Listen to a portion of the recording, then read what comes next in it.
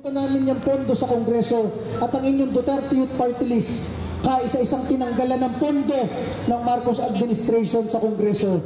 Baka hindi nyo alam, ang inyong Duterte Youth Party List ang kaisa-isang party list na nagbabalik ng death penalty para sa mga rapist, kidnapper, terorista at kurakot sa gobyerno.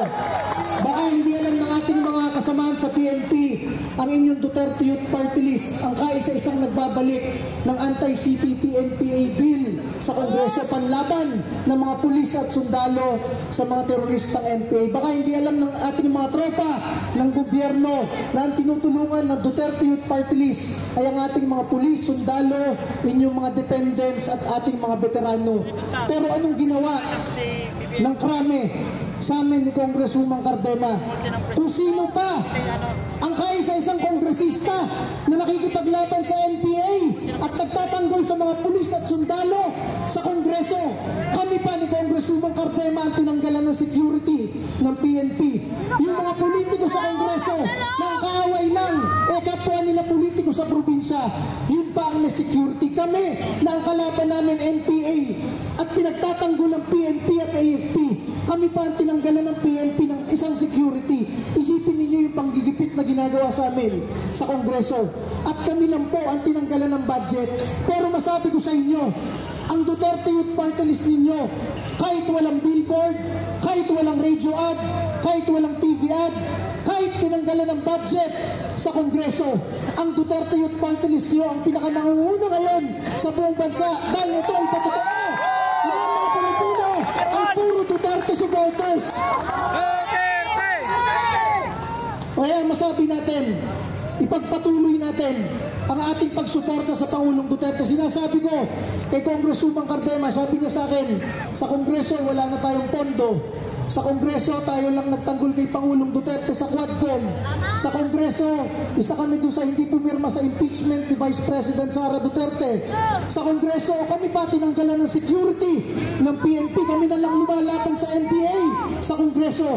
Pero alam nyo, ang kinakasaya namin, kahit wala kaming security, kahit wala kaming pondo, kahit wala kaming pera, ang isa lang ang kinakasaya namin, nandiyan si Tatay Digong na pag-asa ng sambayan ng Pilipino. Pero ngayong gabi, tatangkain pantanggalin sa atin si Pangulong Duterte.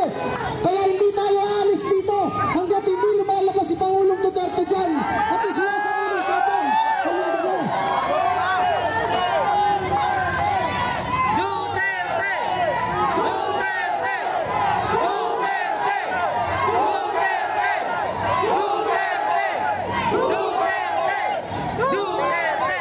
Masabi ko sa ating mga kababayan dito at sa mga nakikinig sa TV at sa social media at sa ating mga kasamahang pulis dito, yung sinasabi ni Mayor Magalong ng Baguio City, General Magalong, totoo yun.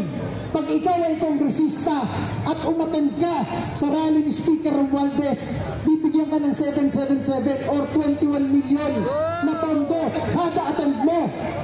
Ang may pagmamalaki namin sa Duterte Youth Party List, 30 times kaming inimbitahan sa event na yon noong 2024. Kahit isang beses, kahit isang punta for 21 million, ang inyong Duterte Youth Party List lang ang hindi tumanggap kahit piso. Ganun ang paninindigan namin dahil kami ay naniniwala sa tunay na pagbabago ng dala ng Pangulong Rodrigo Duterte. Yun lang ang aming pag-asa, yun lang ang aming tinitingala. Si Pangulong Rodrigo Duterte at si Vice President Sara Duterte. Anong gagawin ng mga kongresista 240? Sa huling araw ng Kongreso, magpipirmahan sila para tanggalin si Vice President Sara Duterte. Saan kayo nakakita na kinasuhan ka? Hindi man lang binasa yung kaso, hindi man lang humarap yung nagkakaso, hindi man lang naghiring yung kaso, nag-akusa agad at pumirma yung 240 na impeach agad si Sara Duterte. Kaya ang panawagan